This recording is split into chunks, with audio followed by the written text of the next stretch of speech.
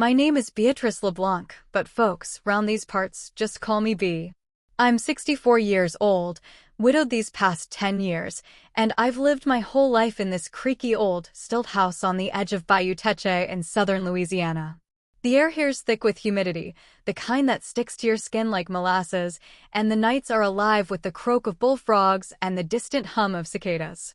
My only son, Jean-Paul, was a shrimper like his daddy before him, strong hands, kind heart, always out on his fleet of boats hauling in crawfish and shrimp to feed half the parish. 8 months ago, I buried him after a freak accident on the water. Engine failure, they said. Boat capsized in a storm. His wife, Monique, wept at the funeral like the world had ended. But something always gnawed at me about her, too pretty, too city slick from New Orleans, with eyes that calculated every dime. That sticky August afternoon, I was shellin' peas on the porch, rockin' in my chair with a glass of sweet tea sweatin' in my hand. The bayou stretched out lazy before me, cypress trees draped in Spanish moss like old ghosts. That's when I heard the putter of a pirogue motor cuttin' through the water hyacinths. Monique's boat, Jean's old one, painted that garish red she insisted on. She was pawin' it hard, face twisted up somethin' fierce, sweat pourin' down her neck. She had a big duffel bag slung over her shoulder, heavy as sin by the way she strained.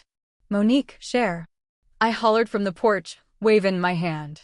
But she didn't look up, just glanced round nervous-like a coon caught in the headlights.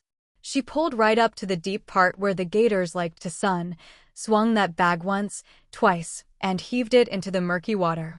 Splash echoed like a gunshot. The bag bobbed for a second, then sank slow, bubbles risin' up. Monique gunned the motor and sped off, leavin' a wake that rocked my dock. My heart dropped like a stone. What in the name of sweet Jesus was that? I ain't one to sit idle. Grabbin' my walkin' stick, more for pokin' gators than walkin', I hustled down the steps, my knees creakin', worse than the wood planks.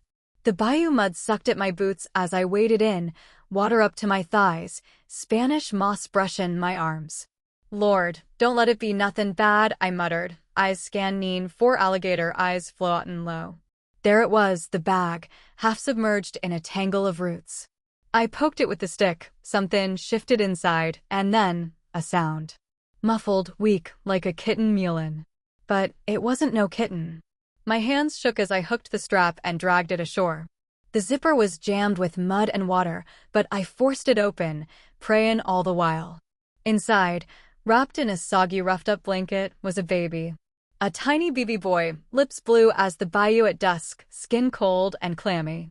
He wasn't movin' much, just a faint twitch. Umbilical cord tied off with twine, like he'd been born in some backwoods shack, no doctor in sight.